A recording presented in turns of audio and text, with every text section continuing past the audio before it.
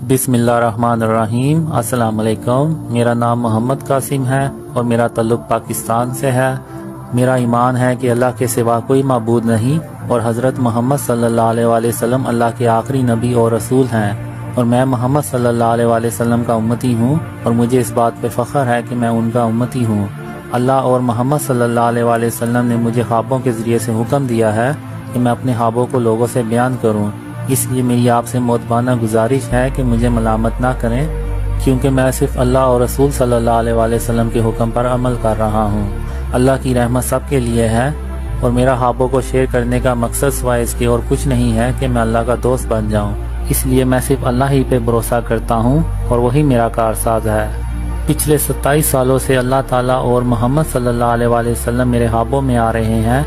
अब तक अल्लाह ताला मेरे ख्वाबों में 500 से ज़ायद मरतबा आ चुका है और मोहम्मद सल्लल्लाहु अलैहि वसल्लम से 280 से ज़ायद मरतबा मुलाकात कर चुका हूँ। मैं उस वक़्त तकरीबन 12 या 13 साल का था जब अल्लाह और मोहम्मद सल्लल्लाहु अलैहि वसल्लम पहली मरतबा मेरे ख्वाब में एक साथ आए। इसके बाद 1993 में जब मैं 17 साल का था तो अल्लाह और मोहम्मद सल्लल्लाहु अलैहि वसल्लम तवातर के साथ मेरे ख्वाबों में आना शुरू हो गए और ताहाल अल्लाह और मोहम्मद सल्लल्लाहु अलैहि वसल्लम मेरे ख्वाबों में आ रहे हैं।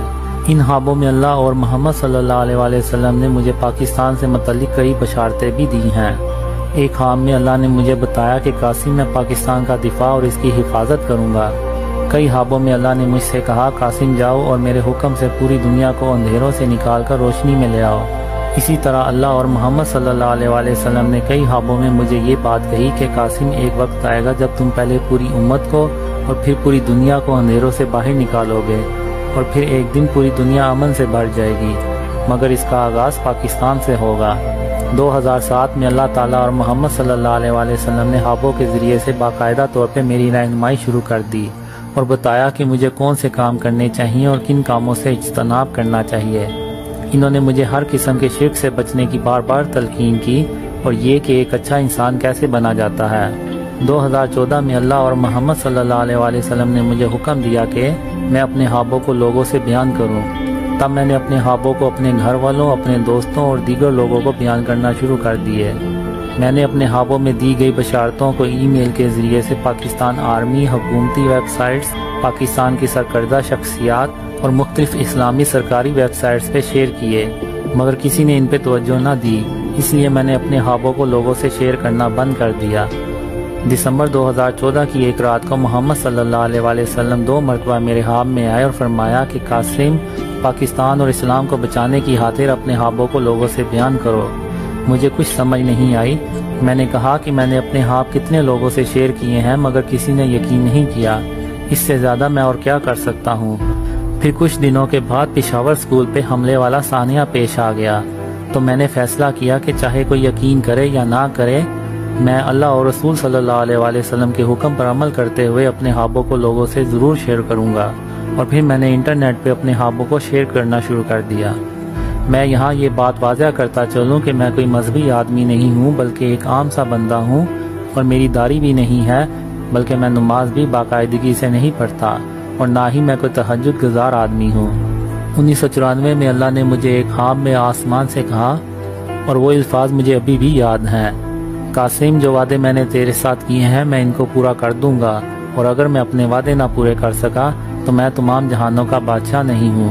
मैं उस दिन से इंतज़ार में हूँ कि कब अल्लाह के वादों के पूरे होने का वक्त आएगा और कब मेरे सब्र का इम्तिहान ख़त्म होगा।